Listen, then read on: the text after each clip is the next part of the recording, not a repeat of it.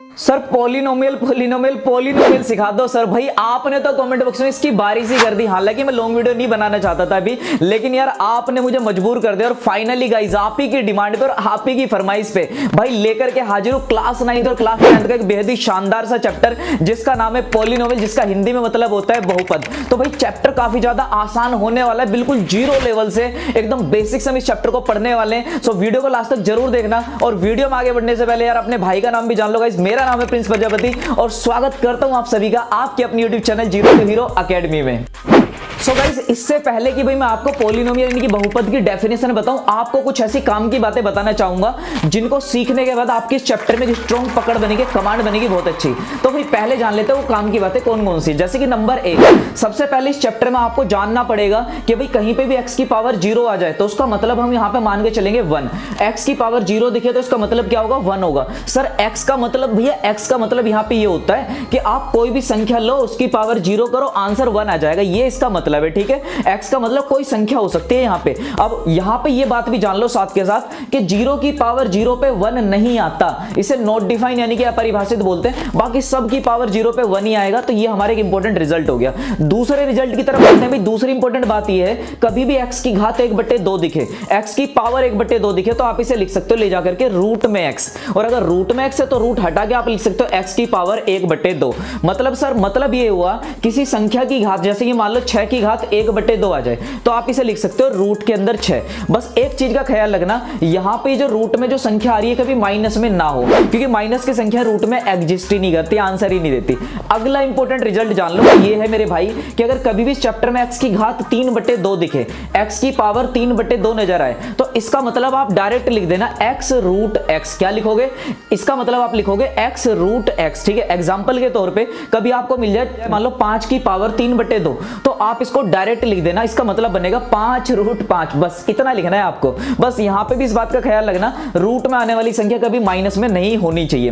तो इसके बाद वाले इंपॉर्टेंट रिजल्ट कुछ इस तरीके से, अगर भाई मान लो इस चैप्टर में कहीं पे भी आपको किसी संख्या की पावर माइनस में दिखे, जैसे कि x की पावर -m, तो किसी भी संख्या की घात अगर माइनस में आ रही है और आप उस घात को प्लस का बनाना चाहते हो तो बिल्कुल बना सकते हो। आप कैसे लिखोगे इसको, आप सबसे पहले इक्वल टू में जाके लिखोगे 1 और 1 के नीचे इस पूरी संख्या को उठा के पटक दो, इसकी घात प्लस में हो जाती है। एग्जांपल के तौर पे मान के चलो 5 की घात चल रही है -3। सर इसे प्लस कैसे बनाए, तो बेटा बहुत सिंपल है। सबसे पहले इक्वल टू में लिखो 1 और 1 के डिवाइड में जाओ, 5 की घात को आप लिख दो +3। मतलब कोई भी नेगेटिव पावर 1 के नीचे आती है अपनी पावर को पॉजिटिव बना लेते, तो ये आपको पता होना चाहिए। इसके बाद वाला इंपॉर्टेंट और लास्ट रिजल्ट और देख लीजिए, इसका भी चैप्टर में यूज करेंगे। तो भाई ये अगर किसी संख्या की घात नीचे नेगेटिव चल रही हो, डिनोमिनेटर में नेगेटिव चल रही हो, मान लो ऊपर चल रहा है 1 और नीचे चल रही किसी संख्या की घात माइनस में, तो अगर ये नीचे की तरफ माइनस में तो नीचे से उठा के ऊपर ले आओ तो इस बार ऐसे पॉजिटिव हो जाएगी। कहोगे सर कैसे, मैंने कहा देखो इसका सिंपल तरीका ऐसे समझो, मान लो 1 के बटे में चल रहा है x की पावर -4। अब इसे सर पॉजिटिव कैसे करें, तो हम इसको पॉजिटिव कैसे करेंगे, तो सीधा सीधा कुछ नहीं करना,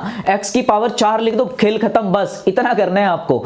तो भाई ये थे वो रिजल्ट जिनकी हेल्प से इस चैप्टर को समझने में हमारी अंडरस्टैंडिंग बहुत ज्यादा बढ़ जाएगी। तो चलिए अब चलते हैं हम डेफिनेशन की तरफ कि आखिर पॉलिनोमियल की डेफिनेशन है क्या। तो चलिए भाई अब समझ लेता हूं पॉलिनोमियल यानी कि बहुपद होता क्या है। सो गाइस अगर इसके नाम को आप ध्यान से देखो, पॉलिनोमियल, आपको पता चलेगा ये दो शब्दों से मिलकर बना है, पॉली और नोमियल।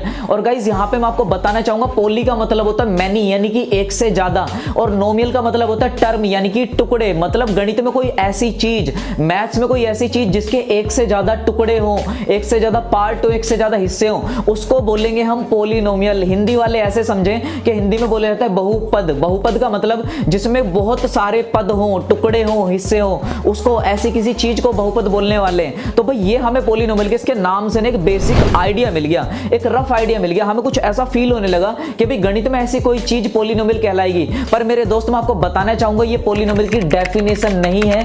तो डेफिनेशन को अगर समझना है तो हमें मालूम होना चाहिए कि अलजेब्रिक एक्सप्रेशंस क्या होते हैं। अलजेब्रिक एक्सप्रेशन को बोलते हैं हिंदी में बीजीय व्यंजक। अगर हमने इसको समझ लिया तो पॉलिनोमियल चुटकियों में समझ में आ जाएगा, पॉलिनोमियल समझना खेल हो जाएगा।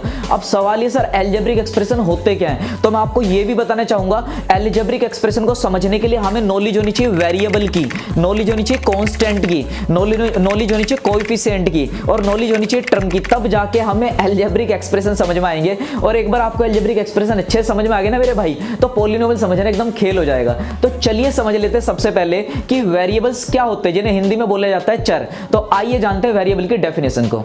तो दोस्तों अब हम बात करने वाले भाई वेरिएबल यानी कि चर की, वेरिएबल यानी कि चर होते क्या हैं। सो गाइस आप जितने भी अल्फाबेट देख रहे हो ना, जितने भी अल्फाबेट और सिंबल देखते हो, बस यही वेरिएबल है। कहोगे अल्फाबेट मतलब अरे अल्फाबेट ABCD XYZ ये सारे अल्फाबेट ही तो, इन सबको गणित में वेरिएबल माना जाता है। और अगर मैं बात करूं सिंबल की, मोबाइल में आपने देखोगे स्टार, हैज, डॉलर, @ रुपीज, और मैथमेटिक्स में alpha, beta, gamma, theta, lambda, फैम्डा, ये सारी चीजें सिंबल हैं। तो गणित में जितने भी अल्फाबेट है हमारे पास में, जितने भी सिंबल हैं, इन सबको कंबाइंड फॉर्म में वेरिएबल बोला जाता है, चर बोला जाता है। कहोगे सर इनको वेरिएबल क्यों बोलते हैं? क्योंकि बेटा वेरिएबल का मतलब होता है जो चीज बदल जाए, जो वक्त, हालात और सिचुएशन के हिसाब से चेंज हो जाए, उसको बोला जाता है वेरिएबल। ये इसकी डेफिनेशन है। कहोगे ये बदलते कैसे? मैंने कहा देख, जैसे कि मान ले तूने x लिया, x को किसी क्वेश्चन में डाल दे तो वहां पे उसका आंसर कुछ और आएगा, उसी x को उठा के किसी और क्वेश्चन में डाल दे, वहां से कुछ और आएगा, उसी x को उठा के किसी और में रख दे। मतलब x की कोई फिक्स वैल्यू है ही नहीं, ये तो सिचुएशन दर सिचुएशन चेंज हो रहा है, बदल रहा है। तो ऐसी चीजें जिन्हें क्वेश्चन में उठा के धर दें एक अननोन क्वांटिटी के तौर पे, मतलब जो चीजें हमें नहीं पता होती उनको XYZ के तौर पे रख दें और फाइनली इनके आंसर चेंज हो के आ रहे हैं, मतलब ये फिक्स नहीं है। तो जो चीजें सिचुएशन के हिसाब से बदल जाए इनको वेरिएबल बोलते हैं। बात करते हैं कांस्टेंट क्या होते हैं। तो भैया कांस्टेंट को हिंदी में बोला जाता है अचर। तो कांस्टेंट गणित के हिसाब से वो क्वांटिटीज होती हैं जो कभी ना बदले, जिनका मान फिक्स होता है, स्थिर होता है, जो कभी चेंज ना हो। कहोगे सर ऐसी चीजें, मैंने कहा ऐसी चीजें बचपन से पढ़ रहे हो आप, 1 2 3 4 5 जितने भी आप नंबर देख रहे हो ये सारे के सारे कांस्टेंट कहलाएंगे। क्योंकि अगर मान लो मैंने लिया 5, ठीक है, 5 एक कांस्टेंट कहलाएगा मेरे भाई। 5 कांस्टेंट क्यों है सर? भाई 5 कांस्टेंट इसलिए, अचर इसलिए कहलाएगा, आप 5 को उठा के किसी भी क्वेश्चन में डालो, आप दुनिया के किसी भी क्वेश्चन में उठा के 5 को रख दो, 5 की वैल्यू 6 नहीं हो सकती, 5 को कोई 7 नहीं बोलने वाला, 5 को कोई 8 नहीं पढ़ने वाला, 5 की औकात 5 ही रहने वाली है। तो ये पूरी तरह फिक्स है, इट कांट बी चेंज। तो इसलिए मेरे भाई इसको बोला जाता है कांस्टेंट, यानी कि जो पूरी तरह स्थिर हो। अब बात करते हैं कोएफिशिएंट की, भैया कोएफिशिएंट क्या होता है, जिसे हिंदी में बोला जाता है गुणांक। अब हम बात कर लेते हैं कोएफिशिएंट की, जिसे हिंदी में बोला जाता है गुणांक। तो ये होता क्या है भाई? जैसे कि मान लो बहुत सिंपल चीज है, डरना बिल्कुल नहीं। देखो बहुत सिंपल है, क्या करना है, मान लो सबसे पहले आपने ना एक वेरिएबल उठा लिया और एक तरफ ले लिया कोई कांस्टेंट। मान लो मैंने वेरिएबल के तौर पे ले लिया x और मैंने कांस्टेंट के तौर पे ले लिया 2, ठीक है। अब मेरे मन में आया दोनों की गुणा करते, दोनों की मल्टीप्लाई करते। जैसे मैंने दोनों की मल्टीप्लाई करा तो क्या बना? 2x बना। अब ये जो 2x मेरे पास बना, इसमें ये आपको भी पता कि x मतलब वेरिएबल यानी कि चर और 2 मतलब कांस्टेंट यानी कि अचर। लेकिन मेरे भाई इस बात को ध्यान रखना, जब कोई नंबर, जब कोई संख्या x के साथ, y के साथ यानी कि चरों के साथ, वेरिएबल के साथ गुणा में चले, मल्टीप्लाई में चले, कांस्टेंट के साथ साथ इसका एक नया नाम पड़ जाता है कोएफिशिएंट। अब हम इसको कोएफिशिएंट भी बोलेंगे, हिंदी में इसको बोला जाता है गुणांक, यानी कि गुणा वाला अंक। तो मेरे भाई XYZ की गुणा में जो अंक चल रहा होगा उसी को हम गुणांक, उसी को हम कोएफिशिएंट बोलते हैं। एक और एग्जांपल ले लेते हैं भाई, मान लो हमने लिया -1/2 और इधर ले लिया हमने y और दोनों की गुणा करी तो कितना बना? -1/2 गुणा y बना।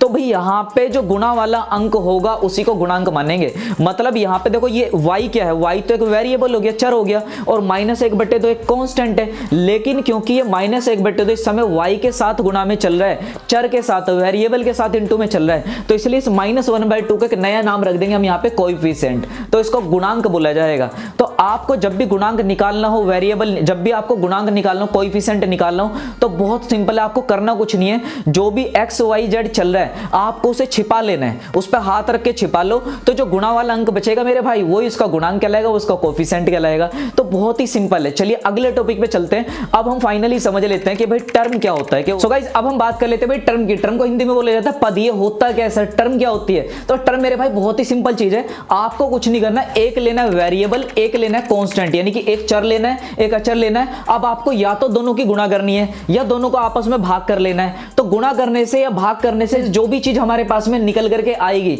उसी को गणित की भाषा में टर्म बोलते हैं, यानी कि पद बोलते हैं। एग्जांपल के तौर पे आपने ले लिया -3, इधर ले लिया आपने y, दोनों की गुणा करी -3y, तो प्रभु ये एक अपने आप में टर्म बन जाएगा। आपने लिया एक तरफ x, एक तरफ ले लिया 5 ले लिया, दोनों को डिवाइड कर दिया आपस में, तो भैया x/5 करो या 5/x करो, तो मेरे भाई ये भी अपने आप में टर्म बन जाएगा। तो टर्म तो बहुत ईजी है, इसी को हम पद बोलते हैं, ठीक है। चलिए अब हम समझ लेते हैं कि फाइनली कि हमारा अलजेब्रिक एक्सप्रेशन होता क्या है, जिसे हम बोलते हैं बीजीय व्यंजक। तो दोस्तों अभी तक की वीडियो में भाई हमने क्या क्या सीखा, हमने सीख लिया वेरिएबल यानी कि चर सीख लिए, हमने कांस्टेंट सीख लिया यानी कि अचर सीख लिया, हमने कोएफिशिएंट सीख लिया यानी कि गुणा वाला अंक भी सीख लिया, हमने इसके साथ टर्म भी सीख ली कि टर्म क्या होती है, ठीक है। और फाइनली अब हम सीखने जा रहे हैं अलजेब्रिक एक्सप्रेशन। तो मेरे भाई अलजेब्रिक एक्सप्रेशन से आसान तो दुनिया में कुछ हो ही नहीं सकता। अब तो आपको चैप्टर एकदम हलवा लगने वाला है। तो देखो अलजेब्रिक एक्सप्रेशन यानी कि बीजीय व्यंजक क्या होता है, कुछ नहीं है, गणित में किसी भी चीज को एक्सप्रेस करना, किसी भी चीज को लिखना, अपने तरीके से अपनी बात को कहना। गणित के हिसाब से अगर चीजों को एक्स वाई जेड नंबरों के साथ मिला जुला करके कोई चीज बोलने तो उसी को अलजेब्रिक एक्सप्रेशन कहते हैं। कहने का मतलब ये हुआ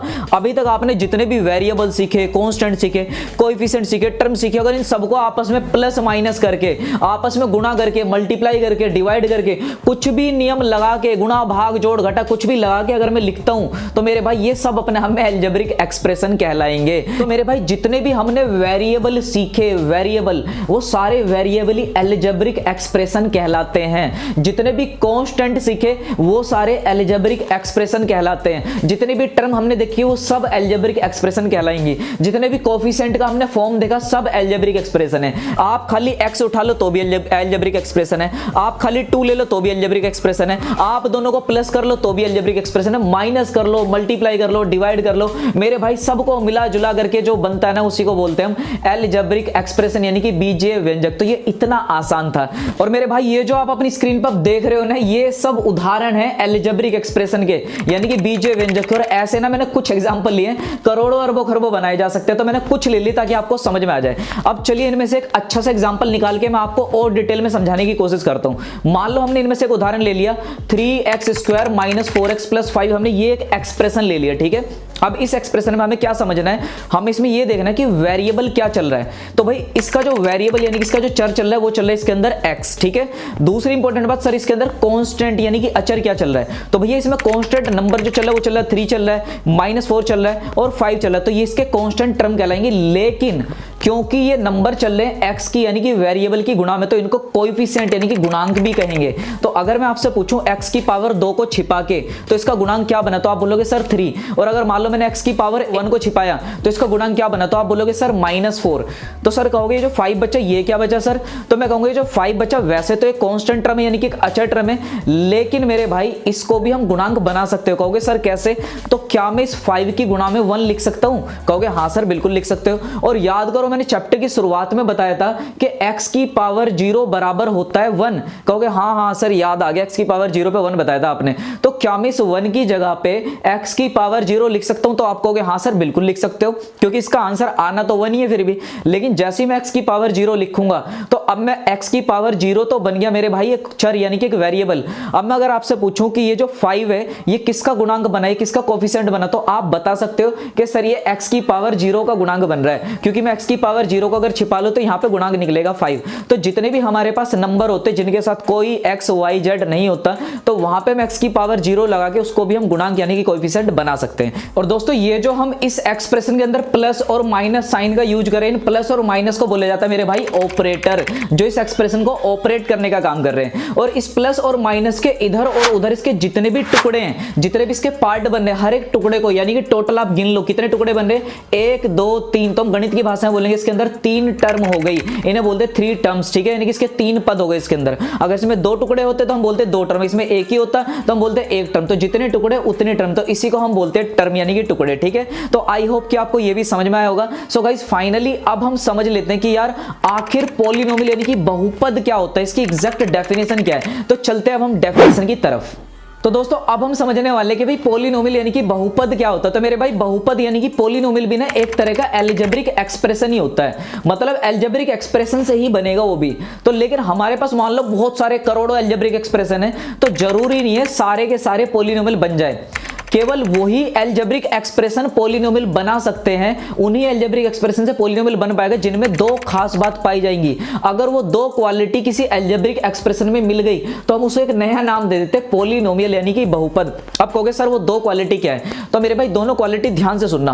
पहली खास बात, अगर कोई एक्सप्रेशन हमें ऐसा दिया गया है जहां पे उसमें चर की घात बोले तो वेरिएबल की पावर x y z की जो पावर चल रही, जो घात चल रही है, वो अगर एक होल नंबर में दे रखी है, वो वो अगर एक होल नंबर में दे रखी है, होल नंबर बोलते हैं पूर्ण संख्या हिंदी में, होल नंबर होता है जैसे कि 0 1 2 3 4 5 6, अगर घात ऐसी चल रही है मेरे भाई तो हम उसको पॉलिनोमियल के लिए एक्सेप्ट कर लेंगे, मतलब पॉलिनोमियल के लिए चल जाएगा, ठीक है। तो किसी भी एक्सप्रेशन को पॉलिनोमियल बनने के लिए पहली शर्त क्या है कि भैया जो चर यानी कि वेरिएबल है उसकी पावर सिर्फ किस में होनी चाहिए, होल नंबर में होनी चाहिए। कंडीशन नंबर 2 सुनो। अब दूसरी शर्त क्या है सर? दूसरी शर्त यहां पे ये होती है कि आपके पास जो भी अलजेब्रिक एक्सप्रेशन चल रहा है उसके डिवाइड में बोले तो डिनोमिनेटर के अंदर उसके नीचे की तरफ कभी भी कोई वेरिएबल नहीं आना चाहिए मेरे भाई, कोई भी वेरिएबल, कोई भी चर डिवीजन में नहीं होना चाहिए। मतलब कल को आपने लिख दिया, ऊपर लिख दिया 5 और नीचे लिख दिया x, ये नहीं चलने वाला साहब, बिल्कुल नहीं। इसको हम अलजेब्रिक एक्सप्रेशन को हम पॉलिनोमियल नहीं मान सकते। हाँ ये अलजेब्रिक एक्सप्रेशन होगा बिल्कुल,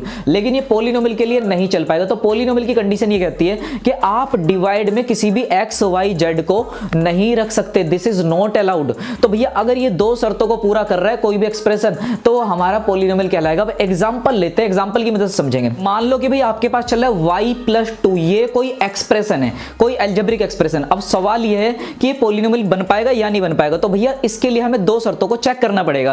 पहली शर्त क्या, जो भी इसमें वेरिएबल चल रहा है, जो भी चर चल रहा है उसकी घात अगर पूर्ण संख्या में है तो ये पहली शर्त को अगर पूरा कर रहा है तो हम पॉलिनोमियल के लिए सोचेंगे। दूसरी शर्त क्या है कि डिवाइड में भी कोई चर यानी कि वेरिएबल नहीं होना चाहिए। तो अगर आप इस पॉलिनोमियल को y+2 को ध्यान से देखो तो आपको पता चलेगा कि y एक चर है और उसकी पावर जो चल रही है 1 चल रही है, और 1 से अपने को कोई दिक्कत नहीं, 1 एक अच्छी पावर है जो पूर्ण संख्या में आती है, ठीक है, यानी कि एक होल नंबर में आती है। और डिवाइड में अगर देखें तो डिवाइड में कोई वेरिएबल है ही नहीं, तो इसका मतलब ये वाला एक्सप्रेशन पॉलिनोमियल कहलाएगा। अब चलिए सेकंड एग्जांपल को देखते हैं। भाई मान लो हमारे पास एक और एग्जांपल है x² + 5x + 6। तो सर इसमें अगर देखा जाए तो x की पावर जो 2 चल रही है वो भी सही चल रही है। आगे देखो वेरिएबल की पावर x की पावर 1 चल रही है, ये भी अपनी जगह सही चल रही है। तो वेरिएबल की जो पावर जो होनी चाहिए होल नंबर में, उस शर्त को तो पूरी तरह कंप्लीट कर गया। तो यहां तक तो ठीक है। डिवाइड में गए, क्या कोई वेरिएबल चल रहा है? नहीं सर कोई वेरिएबल नहीं, तो मेरे भाई ये वाला एक्सप्रेशन भी पॉलिनोमियल कहलाएगा। अब चलिए एक और बेहतरीन सा एग्जांपल ले लेते हैं। मान लो हमने लिखा x + 5/x और प्लस का लिखा 6, x + 5/6 + 6। क्या सर ये वाला एक्सप्रेशन पॉलिनोमियल कहलाएगा? तो मेरे भाई ये वाला एक्सप्रेशन पॉलिनोमियल नहीं कहलाएगा। रीजन बड़ा सिंपल है। पहली कंडीशन देखो क्या है, पहली शर्त ये कहते हैं कि भैया पॉलिनोमियल में वेरिएबल की पावर सही होनी चाहिए। ऊपर जो x चल रहा है उसकी पावर 1 है, कोई दिक्कत नहीं है। नीचे जो x चल रहा है उसकी भी पावर 1 है, कोई दिक्कत नहीं। तो चर की घात तो फिट चल रही है अपनी जगह पे। दूसरी शर्त जो है वहां पे फेल हो गया। दूसरी शर्त क्या कहते हैं कि सर डिवाइड की फॉर्म में नीचे की तरफ कभी भी वेरिएबल नहीं आना चाहिए, और हमने क्या करा इसके नीचे लिख दिया x, तो यहां पे ये गलत हो गया। तो दूसरी शर्त को पूरा ना कर पाने की वजह से ये सिर्फ एक एक्सप्रेशन ही कहलाया, ये पॉलिनोमियल कतई नहीं कहलाने वाला। तो चलिए हम कुछ और एग्जांपल की वजह से इसको समझने की कोशिश करते हैं। जैसे कि दिया गया x की पावर 2 - 3 √x + 4, तो क्या ये पॉलिनोमियल होगा? तो अब यहां पे कुछ बच्चे कहेंगे सर हाँ ये पॉलिनोमियल होना चाहिए, और यहां बहुत सारे बच्चे गलती करते हैं। तो देखो गौर से समझना भाई, ध्यान से, बड़ा काम का एग्जांपल ले लिया इस बार। तो ये जो पहले नंबर पे x की पावर जो 2 चल रहा है, यानी कि चर की जो घात चल रही है एकदम परफेक्ट चल रही है, कोई दिक्कत नहीं है। लेकिन अगले स्टेप में क्या हुआ, x रूट में चला गया। और आपको मैंने चैप्टर की शुरुआत में बताया था अगर रूट में कहीं x दिखे तो उसका रूट हटा के आप उसकी पावर को 1/2 करके लिख सकते हो। तो इसका मतलब यहाँ पे जो रूट में x चल रहा है ये x की पावर 1/2 है, और जैसे ही x की पावर 1/2 बना हम समझ गए यार ये तो होल नंबर हो ही नहीं सकता। और ये अगर होल नंबर नहीं है तो इसका मतलब पहले रूल में फेल हो गया, क्योंकि पावर तो होल नंबर में चाहिए। तो इसका मतलब ये जो एक्सप्रेशन है ना मेरे भाई, ये सिर्फ एक अलजेब्रिक एक्सप्रेशन तक रहेगा, ये पॉलिनोमियल नहीं बन पाएगा। तो आई होप कि आपको ये भी समझ में आया होगा। चलिए अब एक और बेहतरीन सा एग्जांपल लेते हैं। मान लो मैंने लिखा -7। अब मैं आपसे पूछता हूं क्या -7 भी एक पॉलिनोमियल कहलाएगा? तो आप कहोगे सर पॉलिनोमियल, कुछ तो कहेंगे हाँ और कुछ कहेंगे ना।